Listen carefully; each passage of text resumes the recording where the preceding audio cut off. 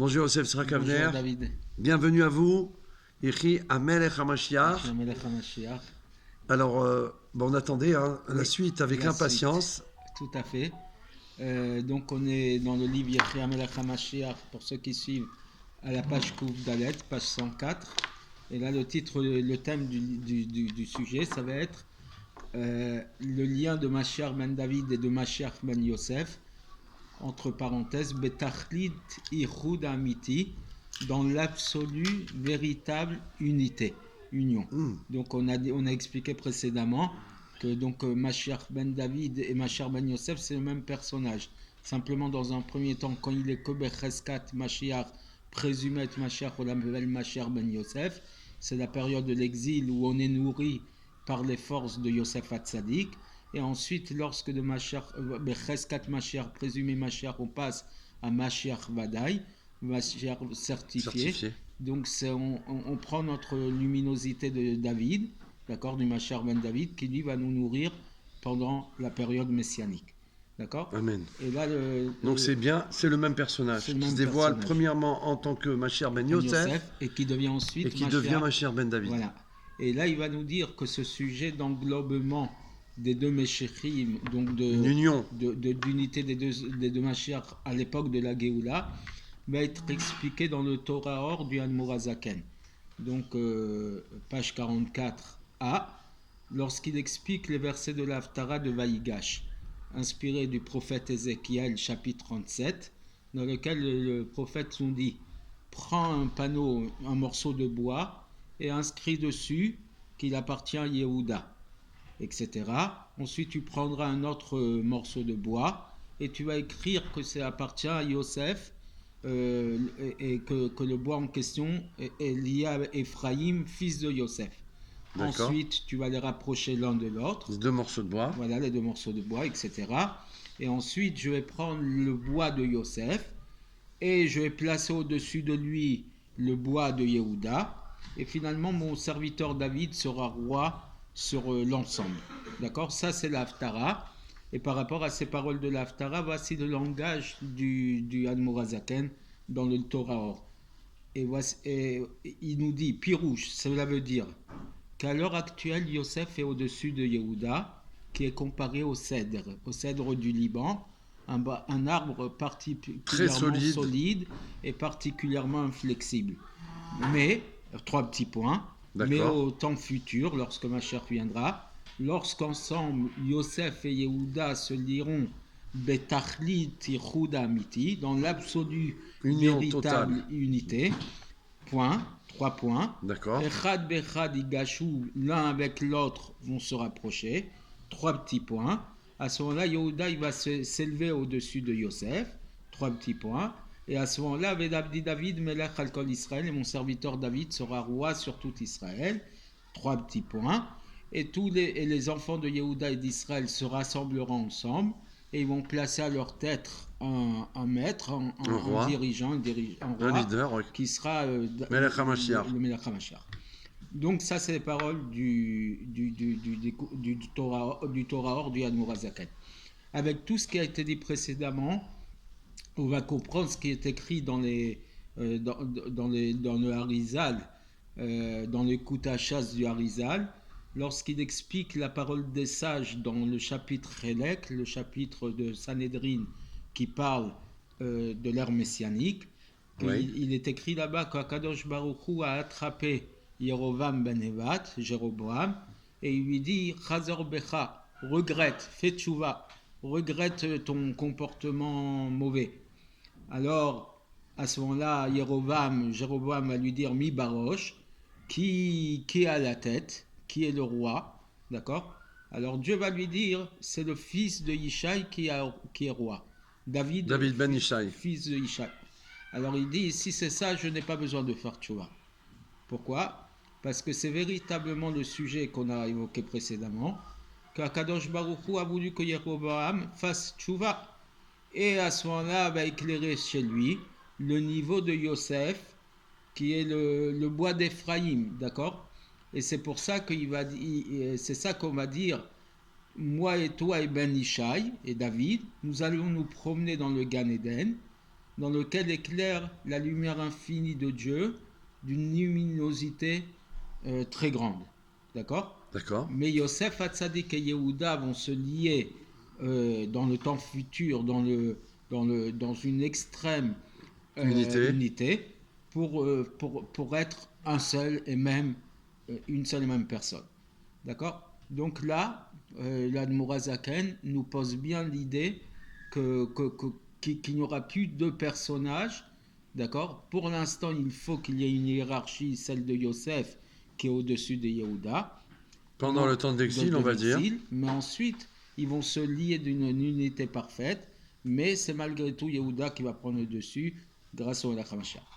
Dans le livre Bnei Issachar, il explique à propos de donc cette unité de Yosef et Yehuda que c'est le sujet du fait que Yaakov va envoyer Yehuda à Goshen. Vous savez, quand Yaakov va retrouver Yosef, la première des choses qu'il va faire, c'est qu'il va envoyer son fils Yehuda à Goshen, qui est donc la ville de pâture dans laquelle les enfants d'Israël se trouvent en Égypte. Et pourquoi faire?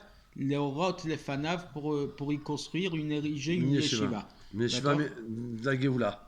Tout à fait. Et donc, pour qu'avant même l'asservissement de l'esclavage en Égypte, il y ait déjà la puissance de la Géoula, de la délivrance de la sortie d'Égypte. Et donc, c'est en reliant Yehuda avec Yosef, qu'on appelle Sod Teren Meshirin, le secret des deux Mashiach, Mashiach ben Yosef et Mashiach ben David. Et finalement, on retrouve que Goshna, c'est la même Gematria que Mashiach. Exactement. Ça, 358. Donc, il donne déjà... Et c'est aussi Goshna, les 4 lettres qu'il y a sur la toupie. Justement, c'est ce qu'il va dire après. C'est la suite. C'est de là que je l'ai appris alors. Voilà, d'accord. Et donc, dans une remarque, il est écrit une chose extraordinaire. Et voici ce qu'il est dit. Et comme ça, tu vas comprendre la coutume de nos sages, qui est que pendant les jours de Hanouka, petit secret, c'est ce soir. C'est ce soir, c'est là. On enregistre. Oui. Tu as fait exprès ou quoi, de nous amener à cette page? J'ai rien fait. C'est Mina Shamaim, toujours. À chaque fois, on vit des miracles et des merveilles. En live. Oui, on a merci Hachem. On a des hashgachot extraordinaires. Qui est donc la coutume pendant les jours de Hanouka. Et il dit entre parenthèses qui est la préparation ou l'inauguration de la Géoula Tida, la future Géoula très rapidement. Amen. C'est que donc la coutume est que les enfants jouent avec un morceau de bois carré, une toupie, et dans lequel aux 4 extrémités sont gravées les lettres Gimel, Shin, Nun et. Pour la petite histoire, pour ceux qui ne connaissent pas les règles de la toupie, oui. Quand tu tombes sur le Gimel, tu prends l'ensemble de la mise qui est sur la table. Quand tu tombes sur le Nun, tu ne prends rien. D'accord. Le Et, tu prends la moitié de la mise. Et Shin, tu dois rajouter de ton propre... tu dois rajouter. Oui. Voilà. D'accord, je ne savais pas la règle. Voilà, donc ce sont les règles... On pourra jouer vraiment alors. Voilà. Et donc, on a les 4 lettres de Goshna, puisque ça implique Nes Gadol Ayasham. D'accord? Alors, il y a des toupies, si on était en Eretz HaKodesh, oui, il n'y a pas les mêmes lettres. Non, il y a le P à la place du Shin. Le P, ça veut dire Nes Gadol Ayapo, un grand miracle s'est produit ici, alors que quand on se trouve en diaspora, on dit un grand miracle s'est produit là-bas. D'accord? Donc, Goshna, c'est pour Chutz Laaretz. En Eretz Red, c'est Gofna, on va dire. Alors en tout cas, il faut savoir une chose, puisque tu as dévoilé que Goshna, les 4 lettres, c'est la valeur numérique du mot Mashiach. Ben, les 4 lettres d'Eretz Israël, la valeur numérique, c'est 138. 138, c'est Gematria Menachem. Waouh! Ouais. Ah oui, d'accord. Ben voilà. Bon. D'accord? Bon. C'est pour ça qu'il y a 2 toupies, pour qu'on sache. Ah, il y a Mashiach, mais qui c'est? Menachem. Ah d'accord. Bon, tout est dit. Bon, ben voilà. Merci Hachem. Donc, lorsqu'on prend les 4 lettres dans cette toupie, qui sont séparées, donc une lettre par côté. D'accord. Et donc, ce minag, cette coutume, elle était précédemment en Israël d'être inscrit sur un morceau de bois. C'était pas sur une petite toupie, c'était sur un morceau de bois, voilà, comprenez. Et donc, Oui, jouer avec ça, mais c'était sur voilà, un bois. sur un C'est bois. devenu une toupie après, Et mais donc, par rapport à ce qu'on a dit dans la prophétie de Yecheskel, donc prends un morceau de bois, etc. D'accord? incroyable. Et voilà. Et voir le Zohar Parashat Balak, D'accord. Où il y a la page prophétie de 203, Machiar, alors, oui, Ashgara en Pratit. plus, page 203b, par D'accord. rapport à l'inclusion de Machiar ben Yosef avec Machiar ben David au moment de la Géoula. Voici ce que nous dit Machiar, voici ce que nous dit le Bah, Zohar, avec Shimon Bar Yochai. On va inclure en lui l'autre Machiar qui est le fils de Yosef, et c'est là-bas qu'il va se révéler. Et il est expliqué dans le livre des Mamarim du Admor HaZaken que c'est ce qu'on appelle Tachlid Tayichud Amiti, l'absolue véritable unité qu'il y aura lorsque Mashiach viendra entre le bois de Yosef et le bois d'Ephraïm. C'est non pas que les deux bois vont rester séparés l'un de l'autre, ils vont s'englober l'un dans l'autre et ne vont former qu'un seul bois. c'est incroyable quand même, parce que par rapport à ce qu'on vit avec le Melech HaMashiach dans notre génération, on est obligé de faire rappeler que le rabbi lui-même a dit en parlant de son beau-père, Nishmato Bi. Son âme, elle s'est incluse en moi. Et ça, c'est quand même incroyable. Ça a été dit du rabbi pour qu'on le sache. Ça ressemble à ça. Dans le livre Ramataim Tsofim du Rav Shmuel de Shinawa Zatzal, il écrit que les deux Mashiach ne forment qu'un. Ainsi que dit Yecheskel 37. La finalité de ce texte, ils seront un seul entre tes mains.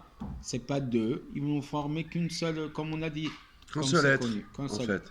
Et comme on a expliqué précédemment, que la période de Becheskat Mashiach, présumé être Mashiach, c'est le niveau de Mashiach ben Yosef, et la prière de Bechissé David, Avdecha Miratatzmiach, que donc le trône de David, ton serviteur, germe rapidement.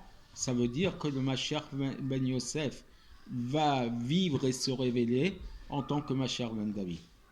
Amen. Et donc le sujet de l'unité des deux Mashiach qui a déjà commencé à l'époque de Yehuda et Yosef eux-mêmes, d'accord, à l'époque donc de leur retrouvaille quand Yehuda s'est approché de Yosef, va se poursuivre dans toutes les générations suivantes.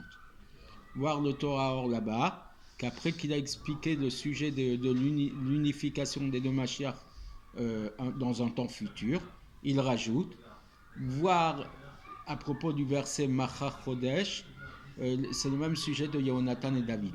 Et David et Yonatan se retrouvent. Incroyable. Et donc ils forment qu'un seul. Et donc il nous dit que et donc ça veut dire que l'unité des deux Mashiach, elle a existé déjà chez David et Yonatan. Yonatan, il était Mashiach ben Yosef de sa génération. Évidemment, David, c'était le Mashiach, le vrai Mashiach. Mashiach ben... Enfin, le Mashiach révélé. Voir ce qu'il est écrit dans le livre Poked HaKarim de Rabbi Tzadok HaKohen de Louvlin, page 33, et il dit ceci. Le premier, il fait partie de la Neshama de Mashiach ben Yosef qui se révèle dans ce monde. Et il me semble, nous dit le Rabbi Tzadok de Louvlin, que c'était Yonatan, fils de Shaoul. Et c'est pour ça qu'il avait un amour tellement profond pour David. Parce que ça, c'est le secret de l'unification et de l'unité des deux. Et ainsi, Mashiach ben Yosef et Mashiach ben David seront deux bergers qui ne se séparent pas. D'accord ? Et que c'est ça l'allusion du prophète Yecheskel. Lorsqu'on place les deux arbres, celui de Yosef et de David et de Yehuda, l'un avec l'autre, pour ne former qu'un seul bois. Donc, là, je crois que tout c'est extraordinaire. Et en plus, on voit aussi le rapport d'amour, d'amitié unique qu'il y a entre le rabbi de notre génération et le rabbi précédent. Donc on voit que ça rejoint David et Yonatan, tout ce qui vient d'être expliqué. Donc il faut ouvrir les yeux, c'est tellement clair. Mashiach ben David, c'est now. Tout de suite. À très bientôt. Chanukah Sameach.